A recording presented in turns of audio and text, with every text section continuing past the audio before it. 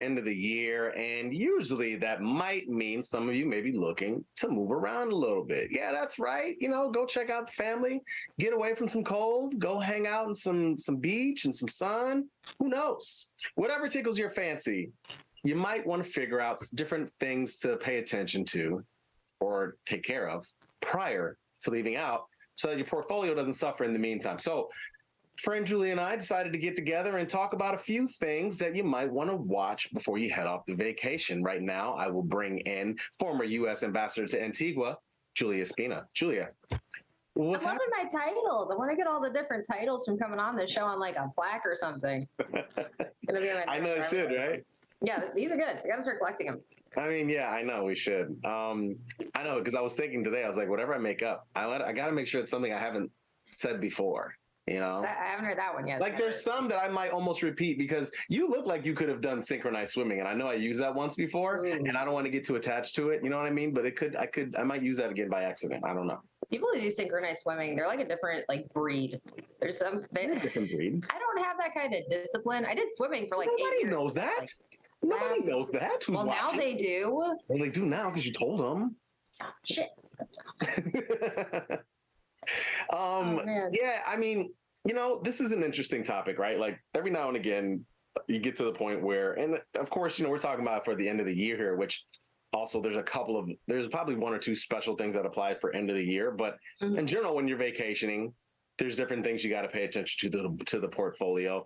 I feel like the options trading concepts live people have covered this concept before. It's not new, but we're going to put a little different spin on it because this is the end of the year. And this has been an interesting year, obviously, and it doesn't seem to stop getting interesting when you're looking at what markets are doing today. But I don't know. There's a couple of things here. I guess we can start it off with the one thing, which before I mention that, I do a couple of housekeeping things. One, some of the stuff we're going to talk about is actually there's an accompanying article, and it's in in the description of this current stream that we're on today. So check that out. It's a Luckbox article. But also, too, if you're watching this show on the Tasty Live webpage, you can also come to the Tasty Live YouTube. I feel like, I shouldn't have to say this at point. I feel at this point, I feel like most of you guys know this. But come to the Tasty Live YouTube. Jump in the chat. The chat is where it's at. Jump in there. Say what's up. We'll holler back at every now and again, and just throw some comments in there. Kick it with each other while we talk. So, what if they don't know this and you're just revealing all the secrets now? Yeah, just way too many secrets that are getting leaked on this riveting episode of Engineering the Trade. I know, right? I know. But it is a great article. I highly recommend everybody checking it out.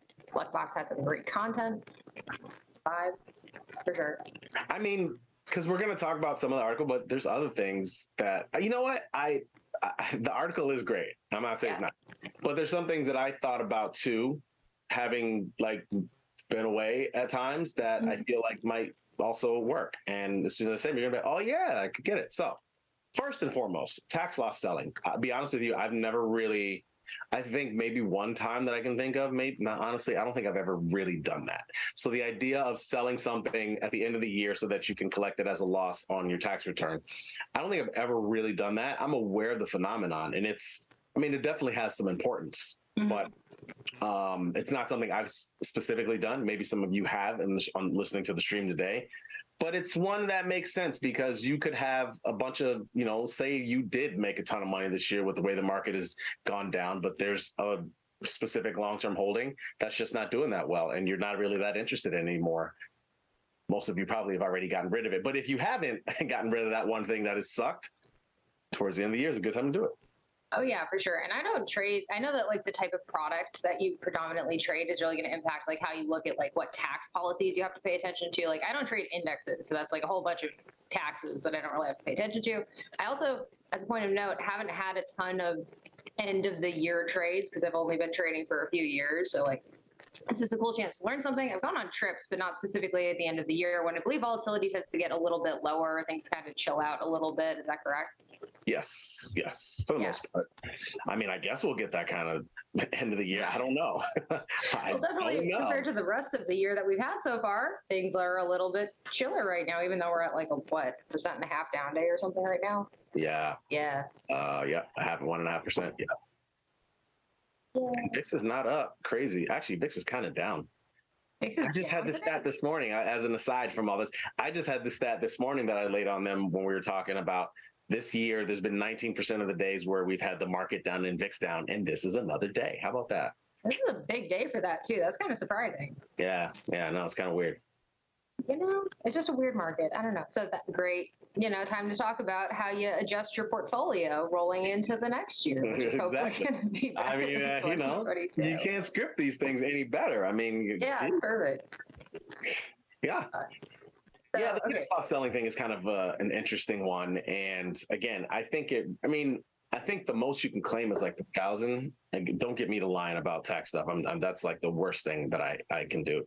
While you guys watch streams about us talking about options and trading because we know about it, I need to watch streams about taxes because I'm terrible at it. But that is one of the tactics that I feel like people always do. And so there's been a lot of talk about this recently because we're closing in on the end of the year. And I'm pretty sure there's probably articles that are attributing today's selling to probably this idea of tax loss selling, because not only are individuals looking to do it, but sometimes other big firms and whatnot are looking to do the same thing.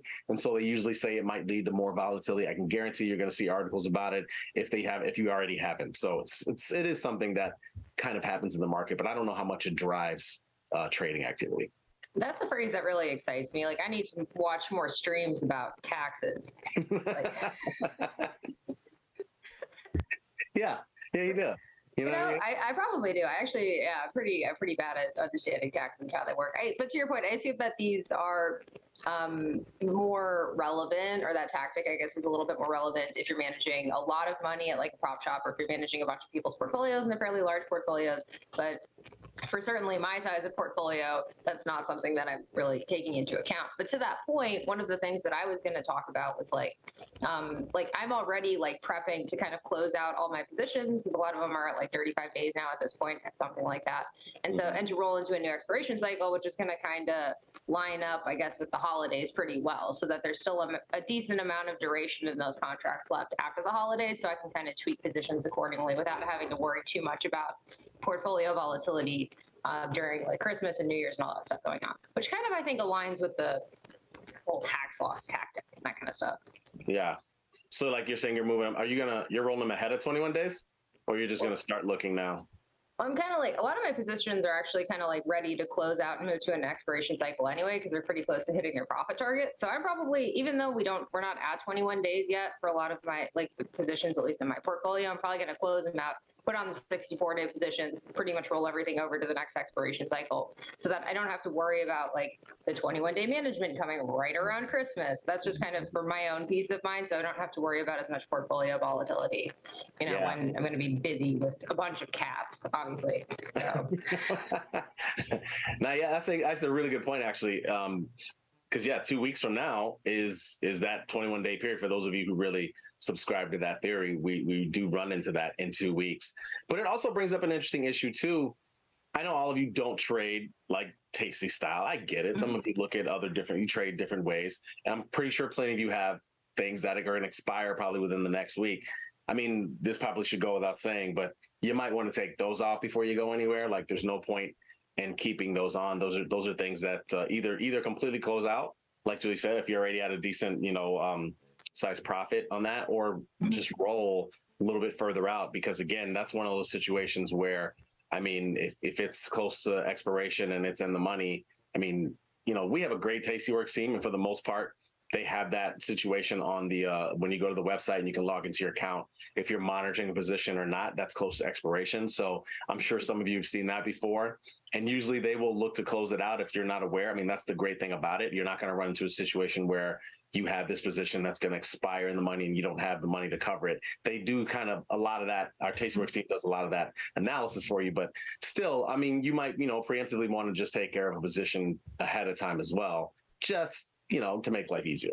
Yeah, that's kind of for me, just for peace of mind, because I know that some people also they just take everything off during the holidays, and they're like, I don't even want to think about it. And I'm like, I kind of want the portfolio to be doing something, So I am just probably going to close a bunch of positions, roll to the next expiration cycle, which I think is like 63, 64 days, 60 plus days or something like that. A lot of them are probably going to be defined risk. You could also use like stop losses, for example, just for a little bit of peace of mind, so you don't have to worry about checking your portfolio when you're eating, I don't know, Christmas ham. What do people eat for Christmas? Oh yeah, what was that? Wait, weren't we talking about some kind of Christmas ham thing in the office the other day? There was a whole weird name. Were you sitting there when we were talking about that? I can't remember. We might have been talking about Christmas ham. I'm dealing with a Christmas ham situation with my family. Italians usually eat fish, so the other side of the family, we have this whole Christmas ham thing going on. Basically, my mom's adopted sister, her biological mom's stepdad every year sends her a Christmas ham. And this year, I'm still working on that org chart, but go ahead. It's a whole complicated thing. But this year, we get the ham because we're all going to be celebrating Christmas together. It's going to be awesome. And we're like, yeah, it's going to be great. So we get that ham this year. It's going to be awesome. Little Christmas jamon, as they say in French. Nice. Something like that, isn't it? It's something like it. What was the other Christmas ham situation? I assume that this comes up semi-regularly, but I don't know no, there was a discussion the other day. I think Liz and Jenny were talking about the difference between Canadian bacon and some other type of thing, and I guess there's a different name for it. I don't know. I'm totally screwing up the story at this point, but it was like some weird name they were trying to figure out, and I don't know. It's something they said. It was like right after their show they were talking about. I don't remember. Whatever. Canadian bacon. There's pancetta. There's I don't know. A bunch of Italian ham. I don't know. I actually don't eat a ton of ham. It makes me sad because pigs are really smart, so I feel bad eating something that's so smart.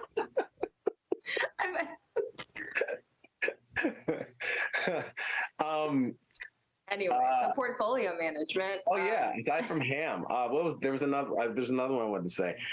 You know what? I don't think this is as much of an issue, like the idea of dividends. Might not be as much of an issue for some of you. For a lot of us, I feel like most of the dividends are done. SPY had a big dividend, by the way. Typically a stock trades down by the amount of the dividend. Well, this shit is trading down way lower than the amount of the dividend. So I don't think you'd notice if SPY had a dividend day, but it did have $1.70 worth of dividend. But anyway, if you have something that has a dividend coming up, the idea overall, not just the dividend, just the idea of what I was taught, this idea of attention to detail. So paying attention to all of the different things that might be going on in names. I mean, say you found something that you have a position in, and it's going to expire soon. So you're like, I'm going to roll it further out so I don't have to think about it and worry about it. But there still could be other things that arise, whether it's a dividend or, et cetera, whether you're moving into, a situation of, say, there's an event that's supposed to come in the next expiration. So just being aware of what you may be rolling out of one risk and into another risk, right? There's always risk in some type of way, shape, or form.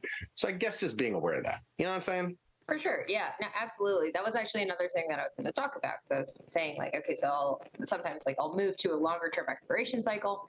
I'll stick with maybe like defined risk. So I don't have to worry about like things flying off the handle over the holidays and whatever, or putting a stop loss in. That's another story. Go ahead. They fly. And then the other one was, so one way, if there's like earnings that might be coming up during the holidays, which is really unusual, or any amount of like dividend risk, you can kind of get around that by sticking with ETFs instead of trading individual stocks. So that's another thing. Because like even if the earnings are not around the holidays, if like they're even right after the holidays, you have to worry about the potential vol expansion or any management that might have to come from that. Like just sticking with ETFs around the holidays might be a way to get around that. Yeah, that's a good point. That's a real good point, because then you don't run the risk of dealing with a lot of the other issues. I mean, I feel like a lot of times where a lot of these things that we're talking about do relate to stocks, like individual stocks to some degree. A lot of these things you have to worry about, and most times with ETFs, you can kind of get around that stuff, which is a really nice thing. Yeah, for sure. And that's kind of, I trade ETFs a lot, so that's kind of why I'm a little bit biased, but it does give me a little peace of mind. They're also a little bit less volatile than like usually picking an individual name in a stock. Like some of the, sometimes you don't have to worry about that, but I just usually like, yeah, it's a little bit less volatile, so I don't have to worry about managing my portfolio or paying attention to it on a daily basis as much. So it kind of gives me a little bit of peace of mind. Oh, I love the craziness of individual names. That's probably too much. That's why I end up trading them a lot. You know, I mean, even still, like, I mean, I can get burned on them. I bought like a call spread in Moderna the other day, mRNA, out in January, and somebody was like, "What's your thought process on that?" And I told them, you know, I mean, healthcare is one of those names potentially for 2023, especially with recession, and you know, people still use these things, and these guys are still creating experimental drugs, you know, and so on and so forth. And whatever, some news came out today, stock's down $15. I mean, what can you do? You know what I mean? Like, you can have a thesis, but whatever. But it was low IVR, and it's just a play that I have. You know, I still have some time to recover, so it's not the end of the world. But yeah, I do tend to play individual stocks a little more than ETFs. Yeah, it's fun. That's why, but I have my 0-day options for that. Like that's my, like, I don't know, to get my fix. That's my outlet for it.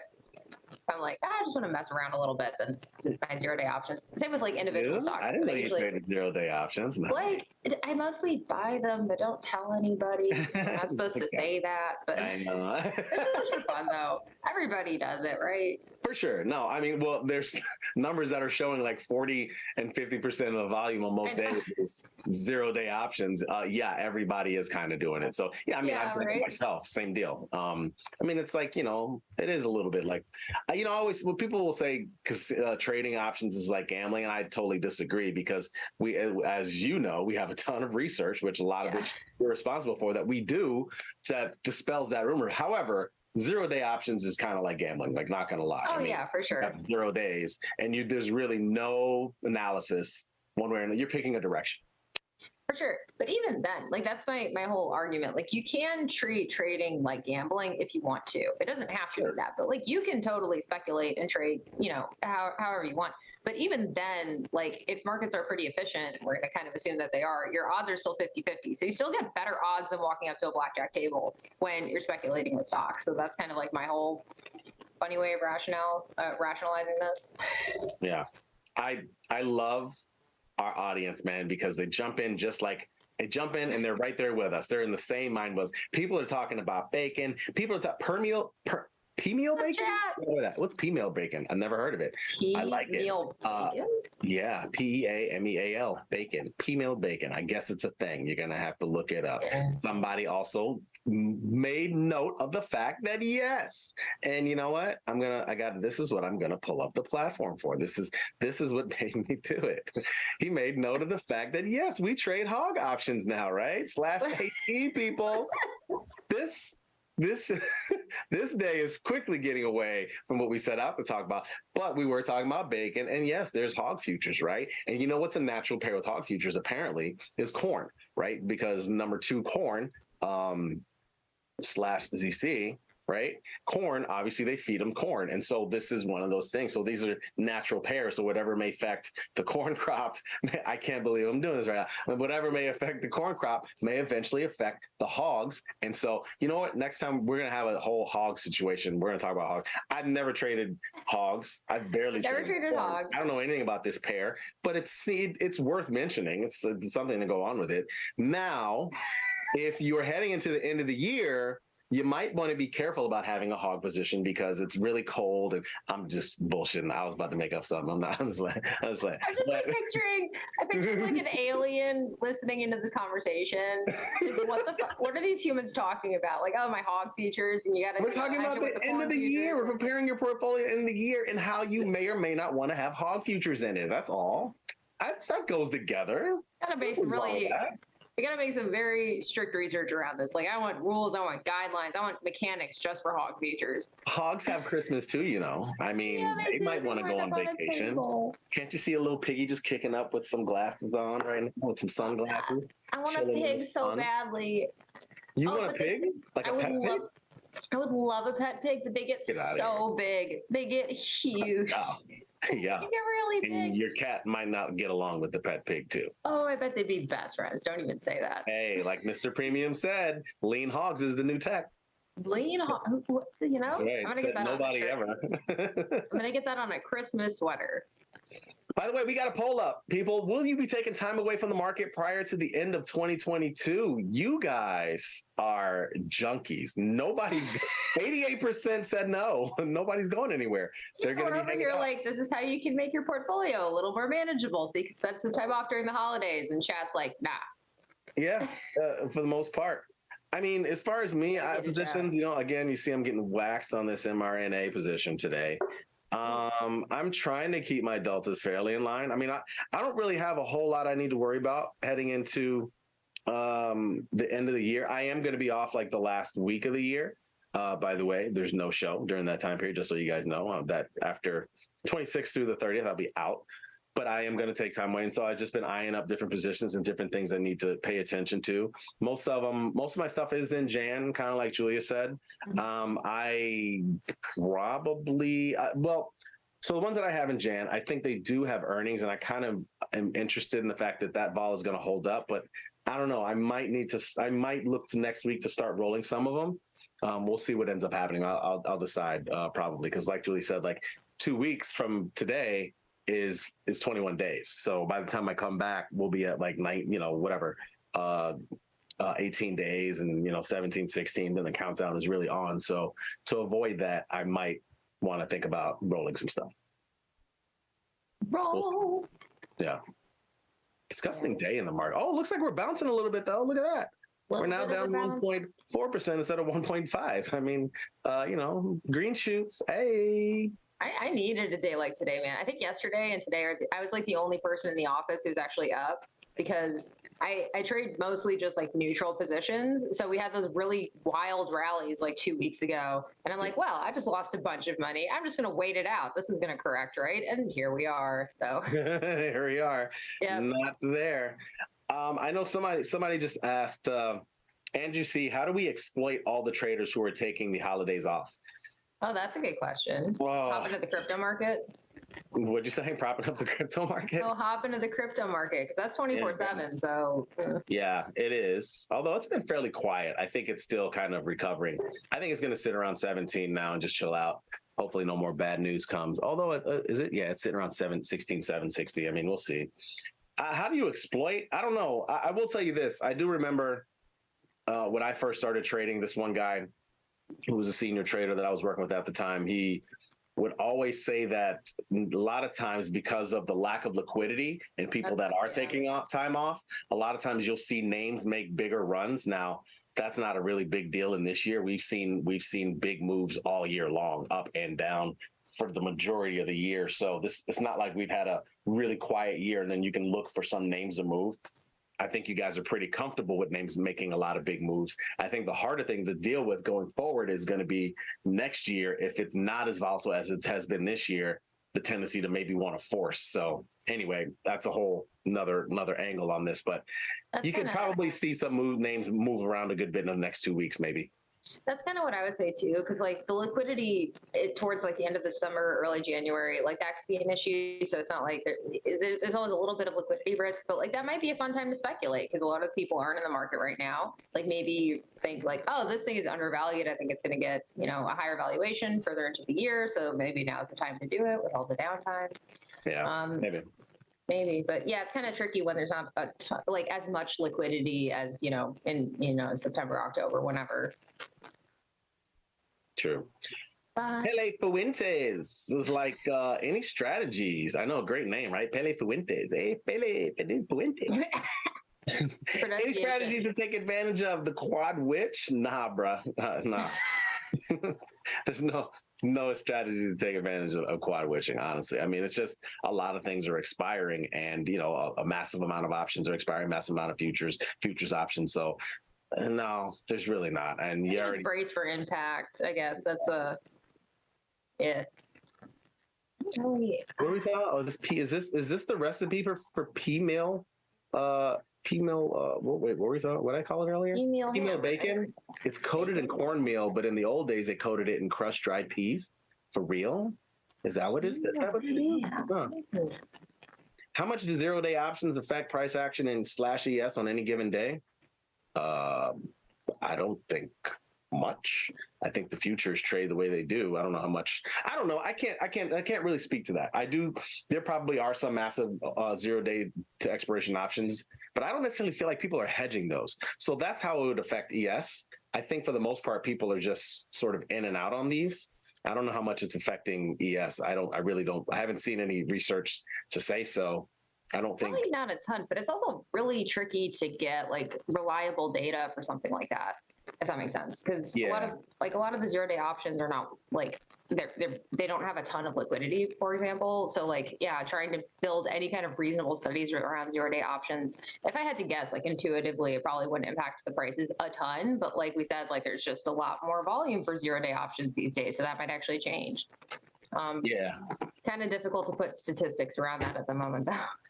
Yeah, I mean, and you talk about volatility, like I don't mean this in the sense of like volatility and IVR. I just mean like those are very volatile options, right? Like 1 minute they're in the money, 1 minute, the next minute they're out, and so they're very mercurial, if you will. I don't know how you can put together some research on it, but I'm sure somebody's in the works on it, probably.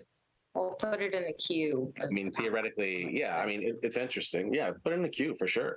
I don't know how far up the queue it's going to be because it's not like we don't trade 0 day options, right? So I don't. But we always end up looking at research, so I'm sure it'll be probably something interesting behind it. Who knows? Well, something Anton's talked about. He's of all the 0 day options that he's ever traded, he has one has been profitable. And he's traded like a lot. So that's almost as good as like trading 0 day options and every single one being profitable. It's about the same like statistical likelihood of that happening.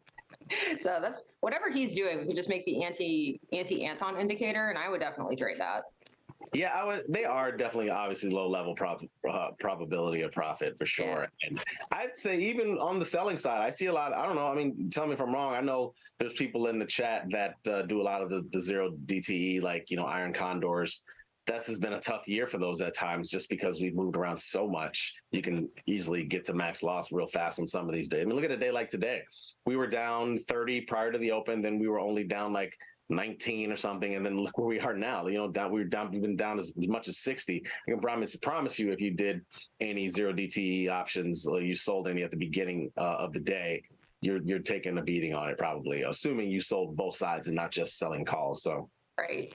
I typically buy them, but don't tell anyone. I won't tell anyone. It's between you and me. Nobody else knows. Right. Guys, I think that about does it for us. And hopefully you got a little something out of this besides the fact that we talk about managing your portfolio. Hogs. Ham. P-meal. Hogs. What is it? P-meal corn? P-meal bacon? Ham. Sorry, bacon. P-meal ham. P-meal bacon. Corn. Great bacon. recipe. Now I'm saying it.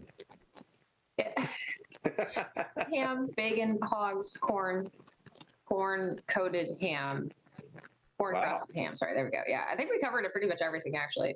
Yeah. Wait, do that one more time for the people before we go. Is that your parting phrase for today? It was, what was it? Now I don't even remember. I don't remember. Make it up. Hogs, corn coated hogs or something like that, or corn coated ham. Yeah. I don't know. We can play it back. Awesome. Well, hey, thanks for watching, everybody. And as always, be smart, be safe, trade small, trade often. Thanks, as always, Julie, for coming on. See you guys later. Peace.